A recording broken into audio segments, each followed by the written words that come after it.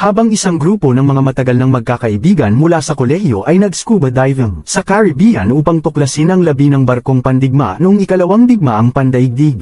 Naipit sila sa mga guho sa ilalim ng dagat at napalibutan ng mga malalaking puting peteng. Noong 1944, sa British Virgin Islands, ang submarino ng ikalawang digmaang pandaigdig na USS Charlotte ay nasira, at 2 mandaragat ang nakaligtas sa paglubog ng barkong pandigma. Gayunpaman, nagwakas ang kanilang swerte nang lumitaw ang isang malaking puting peteng at winasak sila. Sa kasalukuyan, ang mandaragat na si Noah ay sumisid sa ilalim ng dagat at sinusubukang hilahin ang mga basura na nakabaon sa ilalim ng dagat nang matuklasan niya ang labi ng barkong pandigma sa kanyang harapan. Labis ang tuwa ni Noah at ibinahagi niya ang kanyang natuklasan sa kanyang kasosyo, isang matandang expat na si Levi, na nagmamay-ari ng isang negosyo sa turismo ng pagsisid. Ang paghahanap ng labi ng barkong pandigma ay matagal nang mithiin ni Levi, at matapos ng isang tropical na bagyo na nag-alis ng mga buhangin na bumabalot sa mga guho, sa wakas ay natikman niya ang tamis ng tagumpay. Pumasok si Noah sa mga guho at inusisa ito, ngunit bago pa siya makapagpatuloy,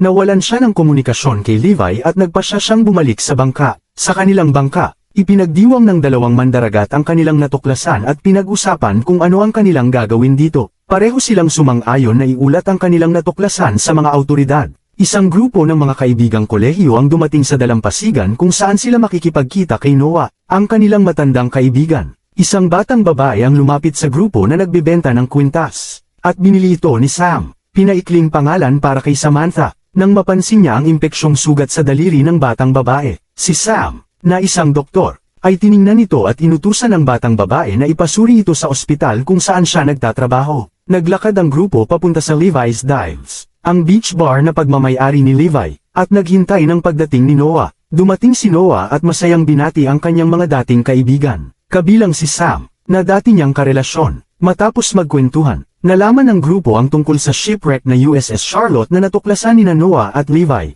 Ang USS Charlotte ay nakabaon sa loob ng 80 taon, ngunit dahil sa isang tropical storm noong nakaraang buwan, ang buhangin na tumatakip sa shipwreck ay maaaring natangay, na nagbunyag ng maliliit na bahagi ng barko. Si Brett, ang kapatid ni Sam, na nagtatrabaho sa finance, ay nag-alok kay Levi ng malaking halaga ng pera para lang dalhin sila sa shipwreck upang ito'y kanilang ma-explore. Ngunit tumanggi si Levi. Puno ang bar noong gabing yon, at ang grupo ay nakikipag-party sa lahat. Nilapitan ni Sam si Noah, na nakaupo mag-isa sa tabi ng bonfire. Nagkwentuhan ang dalawa, ngunit mabilis itong naging awkward bago sila nagdesisyong bumalik sa party. Dinala ni Noah ang gasolina kay Levi, at ito'y ibinuhos ni Levi sa kanyang fuel generator bago ito binuksan. Nabigla si Noah nang malaman na malaki na ang atraso ni Levi sa kanyang mga bayarin dahil ginamit niya ang kanyang pera sa kanyang lumang bangka. Sinuggest ni Noah na hayaang sumisid si Brett sa USS Charlotte upang kumita sila ng malaking pera ng isang bagsakan. Nais tumanggi ni Levi dahil iligal ito, ngunit iginiit ni Noah na wala na silang ibang pagpipilian. Kinausap ni Noah si Brett at sinabing kailangan niyang magbayad ng $50,000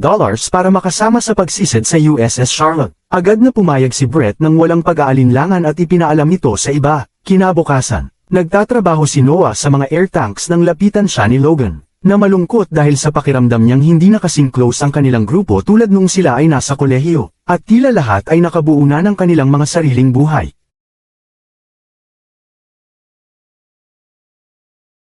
Panyanatag siya ni Noah. Sinabing pareho pa rin sila tulad ng dati, na nagpabalik ng ngiti sa mukha ni Logan. Dumating na ang natitirang mga miyembro ng grupo, at nagtungo sila sa Caribbean upang makita kung nasaan ang wreckage ng barko. Nagsuot ng gear ang grupo pagdating nila, at binalaan sila ni Noah na huwag silang magmadali kung gusto nilang manatiling ligtas sa buong exploration. Hindi pa nga lumilipas ang 1 segundo mula nang magbigay ng babala si Noah. Si Logan ay agad na sumalungat at tumalon ng sabik sa karagatan na walang pag-iingat. Lumubog si Logan hanggang sa tumama ang kanyang likod sa buhanginan. At si Noah, na tumalon kasunod niya, ay inutusan siyang isuot ang kanyang mask bago pagsabihan si Logan dahil sa hindi pakikinig. Sumunod ang grupo sa pagpasok sa shipwreck, at binalot ni Noah ng makapal na sinulid ang isang tubo malapit sa labasan upang may gabay silang pabalik. Sumunod ang grupo kay Noah, na patuloy na nagpapaalala sa kanila na huwag lumayo sa kanya. Sa isang punto, pinangunahan ni Brett ang grupo, at si Noah ay lumangoy sa pinakahuli upang bantayan ang iba. Sumisid sila pababa sa isang hatch, at naglaro sina Brett at Logan nang makakita sila ng mesa.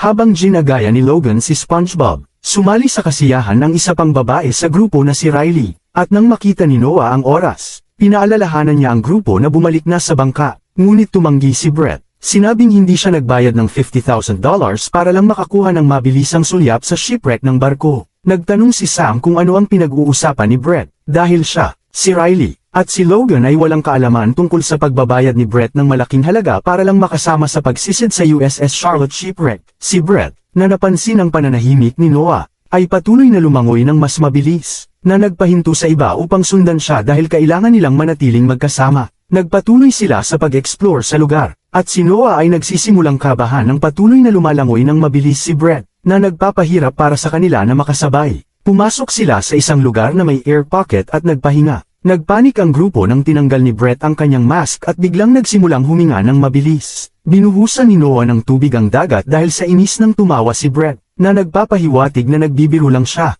Mas lalo pang nainis si Noah nang uminom pa rin sina Logan at Brett mula sa isang flask kahit pa binalaan na niya sila na ang pag-inom ng alak habang nasa ilalim ng tubig ay nagpapataas ng panganib na malunod at mamatay. Natahimik ang grupo nang mapansin ni Riley ang isang pangalan na nakaukit sa kisame. Pagkatapos, nakarinig sila ng malakas na tunog mula sa kung saan sa loob ng lumubog na barko. Nagtaka ang dalawa kung ano ang tunog na yon, dahil imposible para sa iba na naroon dahil sila lang ang nakakaalam tungkol sa barkong lumubog. Bigla, ang sinulid na itinali ni Noah sa isang tubo ay biglang hinayla na parang may sumabak dito. Ang sinulid ay tumama sa binti ni Riley, at sumigaw siya sa sakit habang tinutulungan siya ng iba na mapalaya ang kanyang binti mula sa ilalim ng sinulid. Pinutol ni Brett ang sinulid, at sinuri ng lahat si Riley. Nagtatanong kung ano ang humila sa sinulid. Inisip ni Noah na baka isa itong dolphin o barracuda, at tiniyak niya sa lahat na bahagya pa niyang natatandaan ang daan pabalik. Nagdesisyon ang grupo na lisanin ang lumubog na barko. Nagiging balisa sa bawat segundo dahil hindi talaga sila naniniwala na alam ni Noah ang daan pabalik.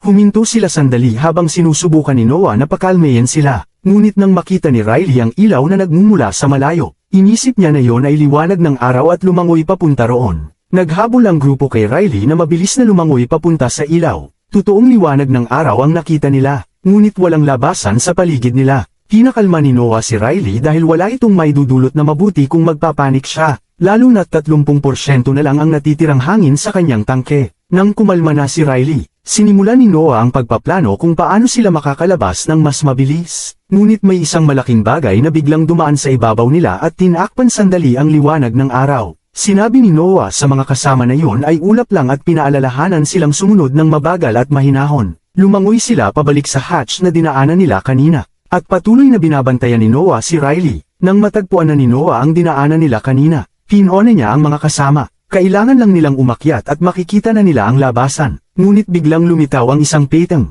dumaan sa kanila at tinamaan si Logan. Nasugatan si Logan at ang sugat sa kanyang binti ay labis na dumudugo. Nang makita ang dugo, nagsimula na namang magpanik si Riley at kinailangan pang sigawan siya ni Noah para bumalik siya sa katinoan. Inutusan ni Noah sina Brett at Riley na ilabas si Logan habang siya at si Sam ay nagbantay dahil siguradong babalik ang peteng kapag naamoy nito ang dugo. Bumalik nga ang peteng, at hinaranggan ni Sam ang pintuan gamit ang mga debris upang hindi makalapit ang peteng. Sinubukan ni Sam gamutin ang sugat ni Logan kahit na nasa ilalim sila ng tubig. Nang lumingon sina Noah at Riley, nakita nila na ang liwanag na nagmumula sa isa pang pinto ay patuloy na natatakpan ng isang bagay na sigurado silang peteng. Tahimik na iniutos ni Noah sa lahat na manahimik, at tinakpan nila ang kanilang mga flashlight. Dumaan ang peteng sa pintuan, ngunit, sa kabutihang palad, tumungo ito sa ibang direksyon. Ngunit biglang sumigaw si Logan, at bumalik ang peteng. Pumasok ang grupo sa isa pang silid at isinara ang makakapal na bakal na pinto. Binabasag ng peteng ang pinto, at si Logan ay patuloy pa ring nasasaktan at labis na dumudugo. Sa kabutihang palad, nasa loob sila ng sick bay, at si Sam ay nakahanap ng anesthetic na nag-expire na noong Disyembre taong 1945.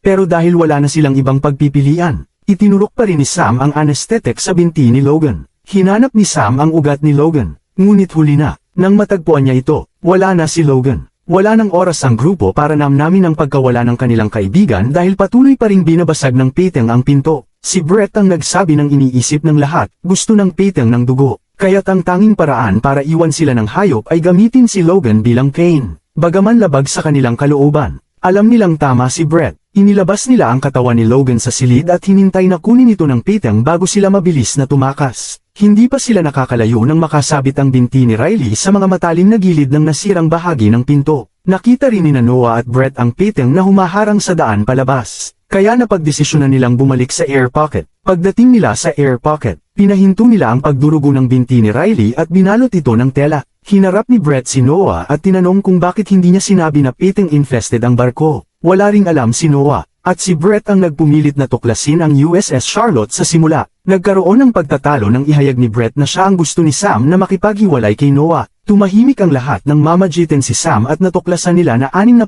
na lang ang natitirang hangin ni Riley. Iminungkahi ni Noah na sila lang ni Sam at Brett ang aalis. At kapag nakarating sila sa bangka, kukuha siya ng bagong air tank at babalik para kay Riley. Ngunit ayaw ni Sam na maiwang mag-isa si Riley at nagpumilit na manatili kasama niya. Matapos bigyan ng ilang paalala sina Sam at Riley, sinimulan ni Noah at Brett ang kanilang paglabas sa labirinto ng kalaw-angin na barko. Parehong may hawak na mahabang kalaw-angin na bakal. Nakita nila ang mga natitirang bahagi ng katawan ni Logan sa kanilang daan, at humingi ng paumanhin si Brett sa pagpilit sa kanila na mag-dive sa barko. Pinalubag ni Noah ang loob niya. Sinabing kasalanan din niya kaya hindi dapat ipataw ni Brett sa sarili ang lahat ng sisi. Sa wakas, nakarating ang dalawa sa lugar kung saan sila pumasok kanina at nakita ang sirang sinulid. Biglang inatake sila ng isang Peyton mula sa likuran, at kahit na naiwasan nila, natrap ang air tank ni Noah sa ilalim ng isang beam. Tinulungan ni Brett si Noah na makaalis bago muling lumitaw ang Peyton. Nagmamadaling pumasok si Brett sa isang kwarto at isinara ang pinto, dahilan upang magbago ng direksyon ang Peyton. Si Noah naman, hindi nakita ng Peyton dahil natatakpan siya ng mga beam. Inalis ni Noah ang kanyang tank at pinukpok ito sa beam. Pagkatapos ay pinalipad ito upang tamaan ang mukha ng Peyton. Nang mawala na ang Peyton, kinuha ni Noah ang tank ni Logan at bumalik sa air pocket. Pagkakita sa kanya, mas lalo pang natakot sina Sam at Riley. Iniisip na kinain na si Brett, ngunit sinigurado ni Noah na ligtas si Brett. Ipinaliwanag niya na tila umiikot lang sa parehong lugar ang Peyton. Kaya makakalusot si Brett at makakarating sa bangka kapag umikot ulit ang Peyton. Dahil nasa kalaliman pa rin sila ng labirinto, nagdesisyon sina Noah at Sam na humanap ng ibang daan palabas. Iniiwan si Riley mag-isa. Nakakita sila ng isa pang air pocket, at iniutos ni Noah kay Sam na manatili habang pupuntahan niya si Riley. Pinigilan siya ni Sam at hinalikan bago siya payagan umalis. Samantala, si Brett ay sa wakas nakalabas sa ibabaw, at nasabihan na rin si Levi tungkol sa nangyayari. Lumangoy si Brett papunta sa bangka, ngunit 2 great white sharks ang umatake sa kanya, at kinain siya bago pa man makarating sa bangka. Pagkatapos makuha si Riley, iniwan ni Noah at Sam siya sa pangalawang air pocket at ipinagpatuloy ang paghahanap ng daan palabas. Nakita nila ang isang bahagi na pinapanganiban ng missiles at natagpuan ang isang pinto na natakpan ng bumagsak na gate. Inalis nila ang gate mula sa pinto at binuksan ito upang makita ang liwanag ng araw. Ngunit ang kanilang pagdiriwang ay naputol nang lumitaw ang isang Peyton. Kaya kinailangan nilang isara ulit ang pinto. Bumalik sila sa air pocket kung nasaan si Riley at ikinwento ang nangyari. Napagtanto ng tatlo na mayroong 2 Peyton at maaaring higit pa. Kaya sila ay natrap. May nakita silang 2 labasan. Ngunit binabantayan ito ng mga Peyton. Iminungkahi ni Riley na patayin ang mga Peyton. Ngunit imposible ito dahil wala silang sandata. Iminungkahi ni Noah na akitin ang Peyton papasok sa bahagi ng barko kung saan nakaimbak ang mga missile. Dahil hindi kayang umatras ng Peyton, magiging madali na itong matrap kapag nakatalikod na. Upang akitin ang Peyton, ginamit nila ang dugo ni Riley dahil sa hiwa sa kanyang binti. Pumasok si Riley sa loob ng gate at inalis ang tela sa kanyang binti, at ang kanyang dugo ay agad na humalo sa tubig. Binuksan ni Sam ang pinto, ngunit walang bakas ng Peyton. Nagsimula ng kabahan si Riley. Nakita niya ang mga labi ng isang sundalo ng USS Charlotte sa sahig, at ang air tank niya ay nasa ika-6 na bar. Sa wakas, lumitaw ang Peyton at dumiretso kay Riley. Nakalabas si Riley sa gated area, at sa huling sandali, naitakda ni Noah ang mga gate, ngunit nasaktan ang kanyang braso. Lumabas ang tatlo sa barko at umakyat patungo sa ibabaw. Si Sam, na humihila kay Noah pataas, ay pinaalalahanan si Riley na dahan-dahan lang upang hindi mabilis maubos ang kanyang hangin. Ngunit nang tumigil sila, biglang lumitaw ang 2 Peyton at nilapa si Riley. Itinulak ni Sam si Noah pataas at sinigawan ang mga Peyton upang makuha ang kanilang atensyon. Dahilan upang sundan siya pababa at munti na siyang tamaan ng Peyton habang muling pumapasok sa barko. Samantala, dinala si Noah sa bangka ni Levi. Wala na siyang hangin, at dahil wala na siyang air tank, bumalik si Sam sa air pocket. Pagkatapos ay pumunta siya sa kabila ng labasan at yumuko nang makita niyang papalapit ang Peter sa lugar na yon. Nakita niya ang kalaw-angin na metal na iniwan ni Noah, at kalmadong hinintay ang Peter bago isaksak ang metal sa bibig nito. Nakalabas siya ng barko, ngunit may isa pang Peter na naghihintay sa labas. Inakala ni Sam na yon na ang kanyang katapusan. Habang papalapit ang Peter, ngunit biglang lumitaw si Levi at inilagay ang sarili sa pagitan ni Sam at ng Peter. Isinakripisyo ang sarili upang mabigyan si Sam ng sapat na oras para makatakas mula sa tubig. Nakasampa si Sam sa bangka at humiga sa tabi ni Noah. Sa kabila ng lahat ng kanilang nawala, natagpuan ni Noah at Sam ang pag-ibig at kapayapaan sa maliit na pamilyang kanilang binuo. Nagpakasal sila at nagkaroon ng anak na pinangalanang Levi. Pinanatili din nila ang kalaw-angin na bangka ni Levi at pinuno ito ng mga alaala ng kanya at ng kanilang mga yumaong kaibigan. At dinala ito pabalik sa New York, kung saan plano nilang magsimula ng bagong buhay.